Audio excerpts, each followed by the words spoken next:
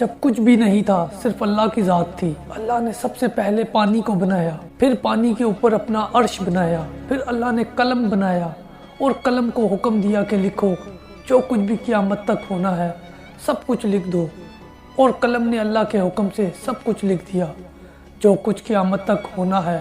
پھر 50,000 سال کے بعد اللہ نے آسمان اور زمین کو بنایا، پھر اللہ تعالیٰ نے فرشتوں اور جنوں کو بنایا۔ انسان کو دنیا میں بھیجنے سے 2000 سال پہلے اللہ تعالیٰ نے جنوں کو دنیا میں بھیج دیا، لیکن جنوں نے دنیا میں آ کر خوب دنگا فساد کیا اور خون خرابہ کیا۔ اللہ نے جب انسان کو پیدا کرنا چاہا تو اللہ نے فرشتوں کو بتایا کہ میں ایک ایسی مخلوق پیدا کرنے والا ہوں جو زمین میں میرے خلیفہ ہوں گی۔ فرشتے کیونکہ جنات کے حالات دیکھ چکے تھے تو فرشتوں نے اللہ تبارک و تعالیٰ سے التجا کی کہ اے اللہ پاک، یہ انسان بھی دنیا میں جا کر فساد کرے گا اور خوب خون خرابہ کرے گا۔ تو اللہ نے جواب دیا، جو میں جانتا ہوں وہ تم نہیں جانتے۔ ترجمہ: اور یاد کرو جب تمہارے رب نے فرشتوں سے فرمایا میں زمین میں اپنا نائب بنانے والا ہوں، تو وہ بولے کیا ایسے کو نائب کرے گا جو اس میں فساد پھیلائے گا اور خون ریزیاں کرے گا؟ ہم تجھے سراہتے ہوئے تیری تسبیح کرتے اور تیری پاکی بولتے ہیں۔ فرمایا جو مجھے معلوم ہے وہ تم نہیں جانتے۔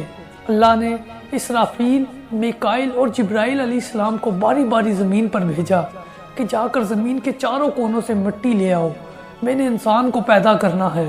جب یہ فرشتے باری باری زمین پر آئے زمین سے مٹی لینے کے لیے، تو زمین نے ان فرشتوں کو اللہ کا واسطہ دیا کہ مجھ سے مٹی نہ لے جاؤ، جس سے ایسے انسان کو پیدا کیا جائے جو جہنم میں جلے گا۔ پھر اللہ تعالیٰ نے آخر میں حضرت اسرائیل علیہ السلام کو بھیجا کہ پیارے اسرائیل، تم جا کر مٹی لے کر آؤ۔ جب حضرت اسرائیل علیہ السلام مٹی لینے آئے تو زمین نے ان کو بھی روک کر فریاد کی اور اللہ کا واسطہ دیا کہ مجھ سے مٹی لے کر نہ جاؤ، لیکن انہوں نے ایک بھی نہ سنی اور زمین کے چاروں کونوں سے مٹی لے کر اللہ کے پاس حاضر ہوئے۔ اللہ نے پوچھا، پیارے اسرائیل، جب مٹی نے تم سے رو کر فریاد کی کہ یہاں تک کہ میرا واسطہ دیا تو تمہیں مٹی پر رحم نہیں آیا؟ انہوں نے کہا، یا اللہ، میرے لیے تیرا حکم سے بڑھ کر کچھ نہیں، اس لیے میں مٹی لے کر آ گیا۔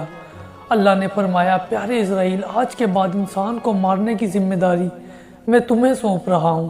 اللہ تعالیٰ نے حضرت آدم علیہ السلام کا پتلا بنایا اور 40 سال تک وہ پڑا رہا۔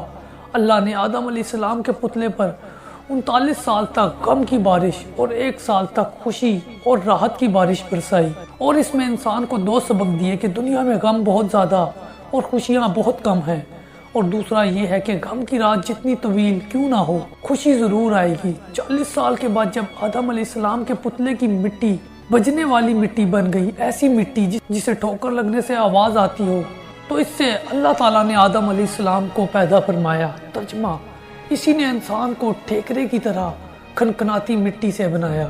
جب حضرت آدم علیہ السلام کا پتلا پڑا تھا تو ابلیس حضرت آدم علیہ السلام کے پتلے کے پاس اکثر چکر لگاتا رہتا اور حسد سے دیکھ کر کہتا تھا کہ اسے ضرور اللہ نے کسی خاص مقصد کے لیے بنایا ہے۔ اس نے ایک دن حسد میں آ کر آدم علیہ السلام کے پتلے پر تھوک دیا۔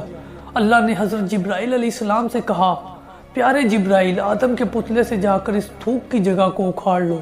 حضرت جبرائیل علیہ السلام نے اپنی انگلی سے تھوک والی جگہ کی مٹی کو اتارا اور وہاں پر آج ناف ہے ہماری۔ پھر اللہ تعالیٰ نے اس ابلیس کی تھوک والی مٹی سے کتے کو پیدا کیا، اس لیے کتے کے اندر وفاداری انسان کی جبلت کا اثر ہے اور کاٹتا ہے کہ یہ شیطان کی تھوک کا اثر ہے۔ فرشتوں نے آپس میں گفتگو کرنا شروع کر دی کہ اللہ، یہ جو بھی مخلوق بنا رہا ہے یہ علم اور رتبے میں ہم سے زیادہ نہیں ہو سکتی۔ اللہ کیونکہ شیطان کے کام بھی دیکھ رہا تھا اور فرشتوں کی باتیں بھی سن رہا تھا، تو اللہ نے کہا، جب میں اس کے اندر روح ڈالوں تو تم تمام اسے سجدہ کرنا۔ اللہ نے آدم علیہ السلام کے اندر روح ڈالنے سے پہلے ان کو دنیا کا تمام علم عطا کر دیا، وہ علم بھی عطا کر دیا جو فرشتوں کے پاس بھی نہیں تھا۔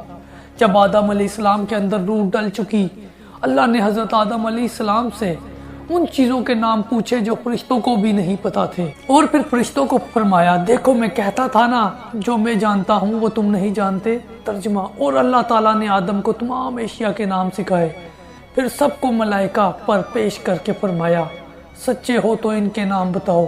ایک اور جگہ ہے، فرمایا، اے آدم بتا دے انہیں سب اشیاء کے نام۔ جب آدم نے انہیں سب کے نام بتا دیے تو فرمایا، میں نہ کہتا تھا میں جانتا ہوں، آسمان اور زمین کی سبھی چیزیں۔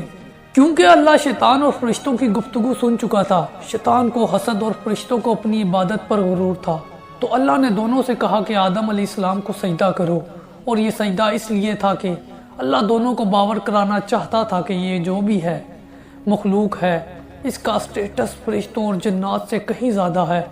سب نے سجدہ کیا مگر شیطان نے انکار کر دیا اور کہنے لگا میں تو اس سے کہیں زیادہ افضل ہوں، میں کیوں کروں اسے سجدہ۔ ترجمہ: اور جب ہم نے فرشتوں کو حکم دیا کہ آدم کے آگے سجدہ کرو تو وہ سجدے میں گر پڑے، مگر شیطان نے انکار کیا اور غرور میں آ کر کافر بن گیا۔ ایک اور جگہ اللہ تعالیٰ کا ارشاد ہے، فرمایا جب میں نے تجھ کو حکم دیا تو کس چیز نے تجھے سجدہ کرنے سے باز رکھا؟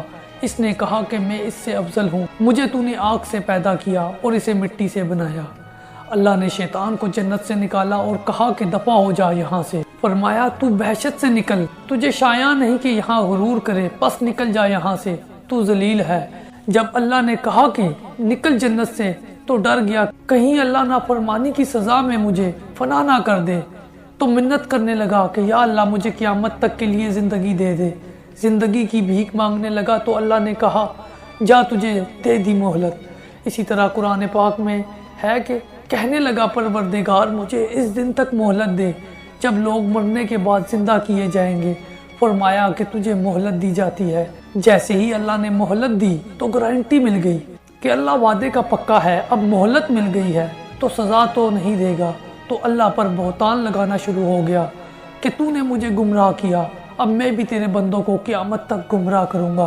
اسی طرح قرآن پاک میں ہے بولا قسم ہے تو نے مجھے گمراہ کیا، میں ضرور تیرے سیدھے راستے پر ان بندوں کی طاق میں بیٹھوں گا۔ ایک اور جگہ پہ ہے کہنے لگا دیکھ تو یہی وہ انسان ہے جسے تو نے مجھ پر فضیلت دی، اگر تو مجھ کو قیامت کے دن تک مہلت دے دے تو میں تھوڑے سے شخصوں کو سوا اس کی تمام اولاد کی جڑ کاٹتا رہوں گا۔ اس پر اللہ تعالیٰ نے جواب دیا شیطان مردود ذرا میری بات بھی سن، میرے بندے بتقاضائے بشریت گناہ کرتے رہیں گے اور کرتے رہیں گے، لیکن جب سچی توبہ کریں گے مجھے اپنی عزت اور جلالت کی قسم میں بھی ان کو معاف کرتا رہوں گا۔